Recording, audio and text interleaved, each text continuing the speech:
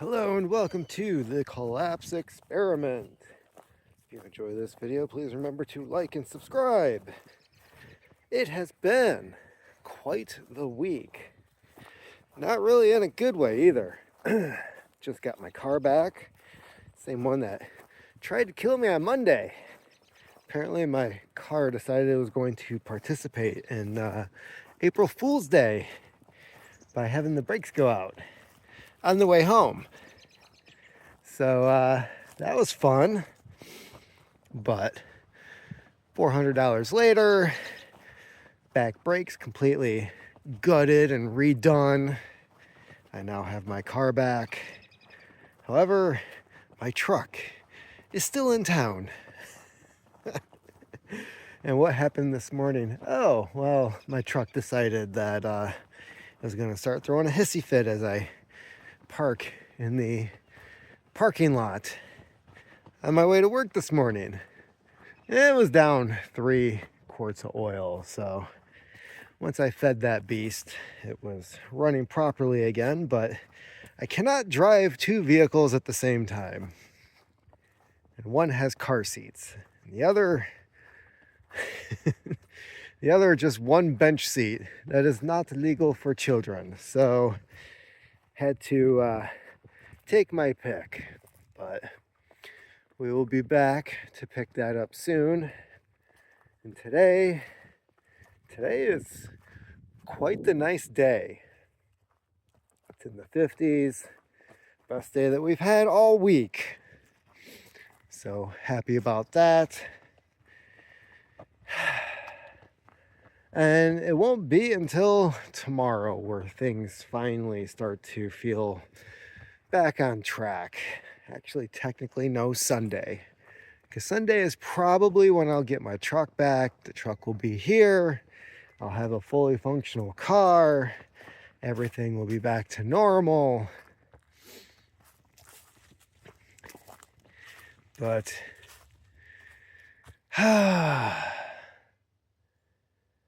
things that have been happening lately.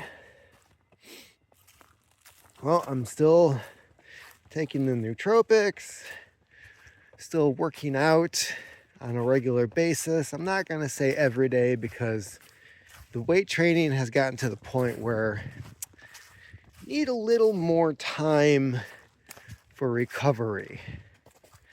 Not that I've been sore or dealing with lactic acid or anything like that. I think the creatine might actually be helping with that factor.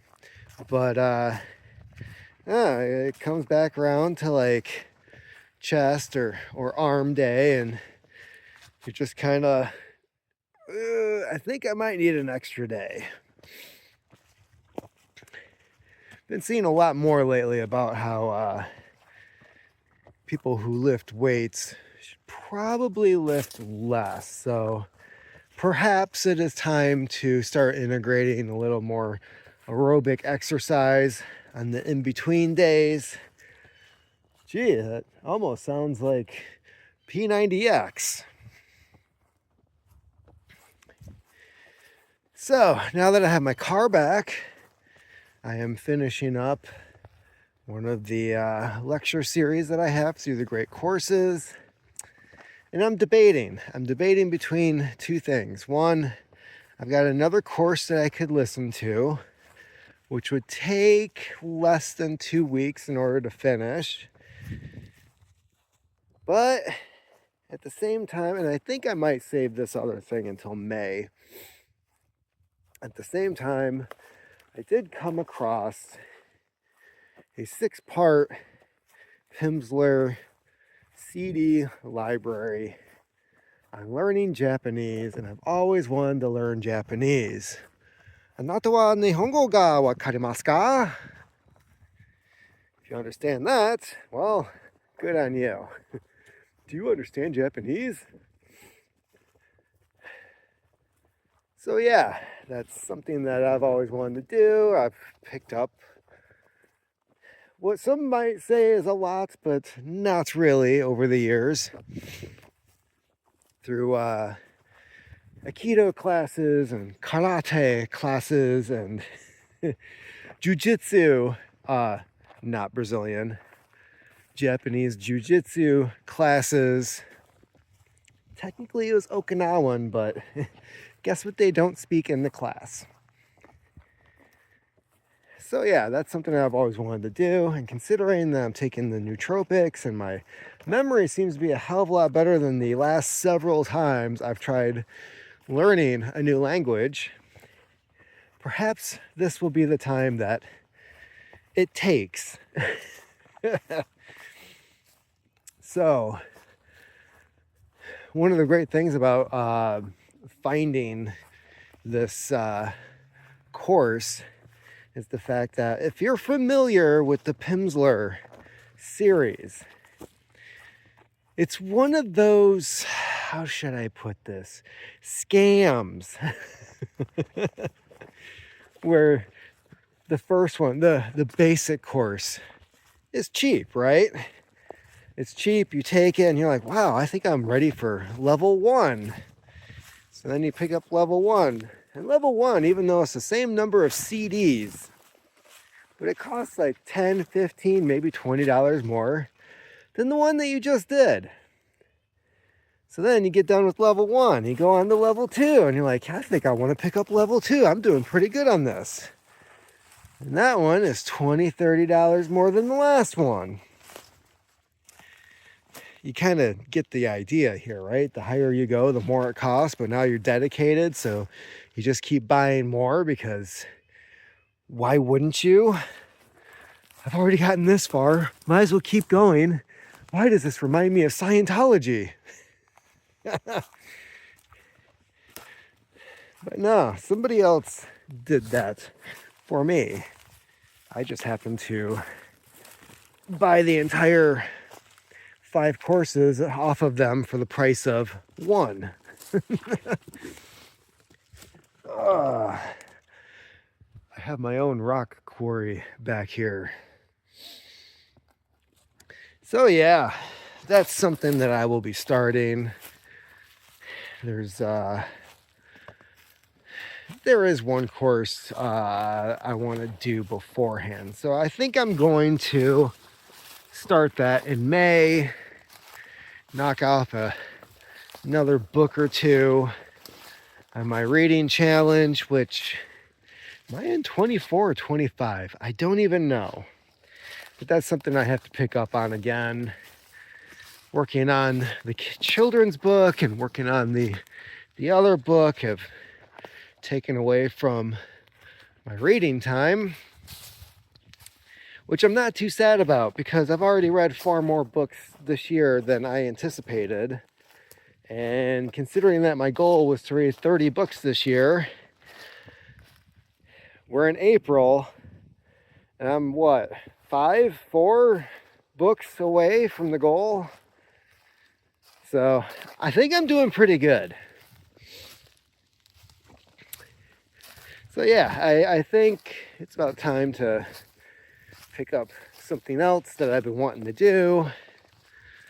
And if I do well with that, well,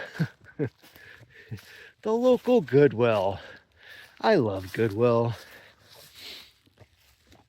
They had, again, a Pimsleur language series. And it was sitting in their book section for like 3 weeks. And I kept seeing it, and I'm like, do I really want to spend $4 on that? $4. $4. Lessons 1 through 3. And each course I think is like 12 disc. 16 disc. Lessons 1 through 3. So that's 32, 40, 48 CDs on how to learn German. So yeah, I don't know. Before I know it, I'm going to be like Wags from the show Billions. Running around translating everything into Japanese and German. Does he speak French though? Was that another one that he spoke? I have no interest in French. Just seems very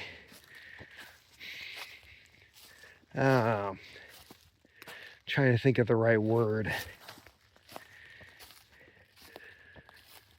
Anyways, French is not for me. I'll just put it that way. I have no interest in going to France. When you can lose your country in 2 weeks, I don't know. Perhaps you don't have anything to offer. So, what else happened today? I got my car back. Went to the local merchandise outlet where I ended up picking up 4 pounds, over 4 pounds, because the container is like 1 pound 8 ounces, so 1.5 pounds each. So what, 6 pounds of whey protein isolate at a fraction of the cost. I saw those sitting on the shelf and I'm like, well, those are going home with me. I think I'm stocked up for like the next 2 or 3 months now. 4 containers. And I go through about 1 per week, and I already have 3 or 4 in the house. So I think when it comes to supplying my workout fuel, I'm doing good. Now, I'm about halfway through the Alpha Brain. So I took 1 Alpha Brain this morning. I just had a Gorilla Mind drink, which I'm not really having good results with. I already wrote a review on it. My first day of taking it was awesome, and I don't know if it was from the drink or not. And then the 3 following days that I tried it, not so much. So there will be, in like a week or 2, a review popping up on my Substack. You can go check out my Substack, where I've got several series currently going on there. Letters to Harrison, Being Limitless, which is about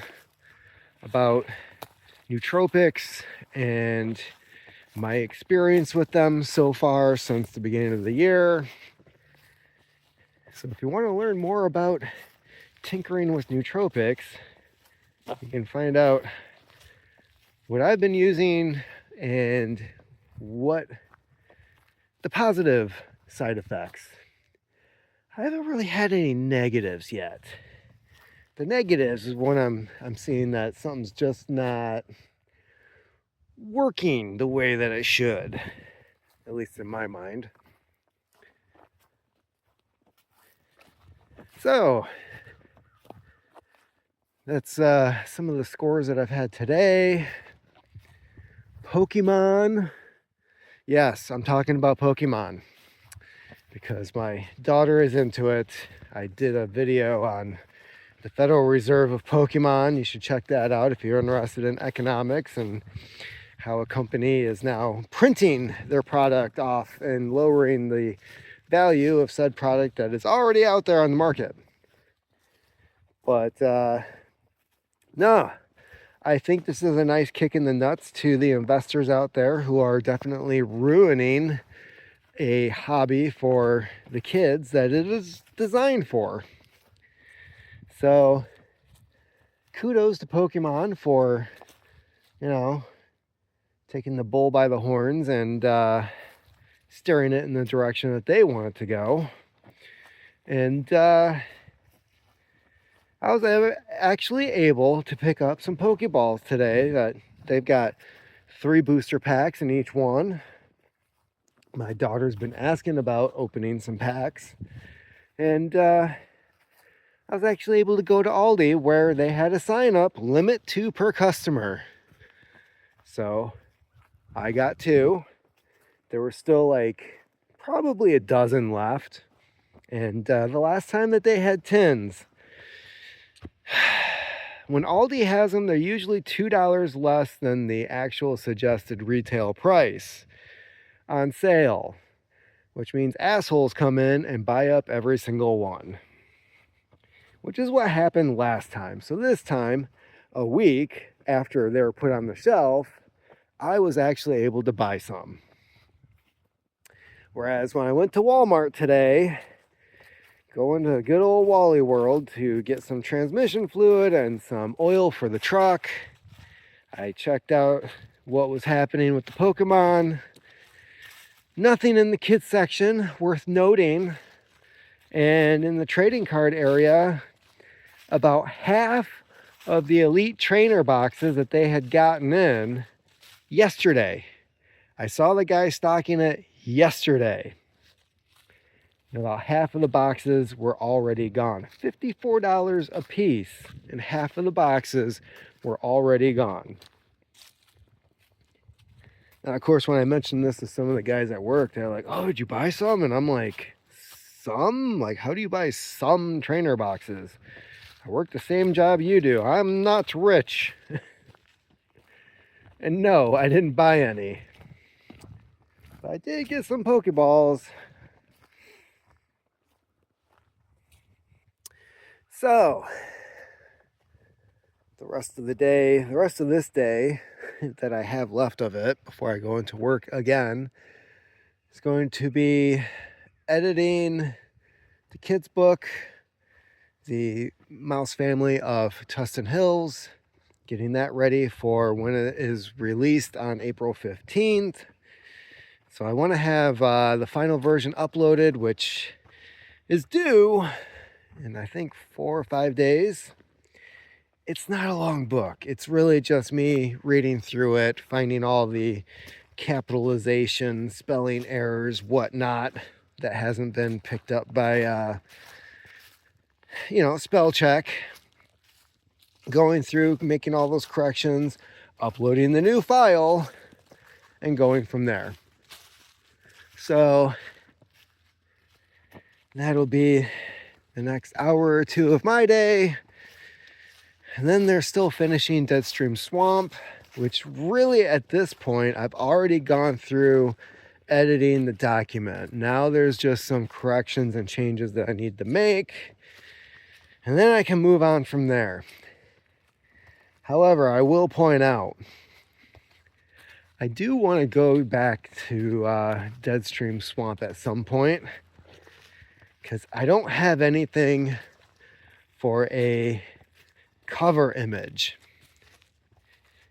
So I want to head out, take some pictures, perhaps find something that would do justice for being a cover image for this book. And at that point, that's when I'll set the date for that release and get it out. Because at this point, there comes a time where you just become sick and tired of working on it. And even after it's out, you're still working on it because you got to promote the damn thing. A writer's job is just never done. And after that, what am I going to work on after that? I'll figure that out when the time comes. There's only so far that I can look ahead. But I'd say I've got maybe 10 or 12 options of files here and there, story ideas, nonfiction stuff. I think I want to do some nonfiction. There's one story that I've been wanting to something flying around in my face. There's one story that I've been wanting to write about, and that has to do with Ed Piskor, which I do have a playlist. I don't know if it's public though. Videos that I collected when that whole fiasco went down. It's a comic book artist, writer, letterer, illustrator, colorist. I mean, the guy was an encyclopedia of comics. He didn't do the computerized bullshit that comes out now. No, he was all traditional. Pencil and paper, pen and paper, inking by hand, lettering, you name it, he learned how to do it. But there were some accusations that were made against this guy almost a year ago. And after a week, it took a week to ruin this guy's life. And at the end of that week, he ended up taking his own. Didn't need to happen, but the way things went down and the way that people acted towards this guy, the financial repercussions, the only thing this guy did was comic books. So he ate, slept, lived, breathed comic books. So when he lost a $100,000 deal for a comic strip that he was doing, when his art was taken out of the local museum where they were going to do a presentation of his work throughout the years, when his partner for his YouTube channel stated publicly that he was done working with him on that project. And there's a handful of people that I deem responsible for this. And to this day, I will still say, I believe that driving somebody to the brink of self-deletion is a form of murder. You can argue with me all that you want in the comment section, but I think there's been a couple cases now of people prosecuted for driving people to the brink of doing that. Or not the brink of, they actually did, and it was due to their encouragement that they were successfully prosecuted and sent to prison. In one case, there was a guy that he was texting his girlfriend, ex-girlfriend, whatever. She knew he had a history of depression. He's writing to her saying, I think I'm going to do it this time. She says, go ahead and do it already. I'm sick and tired of hearing this. So he did. Now she's in prison. So, I know there's plenty of people out there who would say, well, I mean, if he did it to himself, I don't know why she's responsible. You can't take somebody who is mentally unstable and encourage them to do things to themselves when you know damn well there's a chance that they're going to. For some reason, personal accountability is not something that our culture pushes anymore. So, having said that, now I need to be responsible. Get myself back into the house, even though it is really freaking nice outside. I kind of just want to stay out here wandering around. But there are things that need to be done. I have deadlines I created for myself because I'm an idiot. But the shit show must go on. Keep on typing.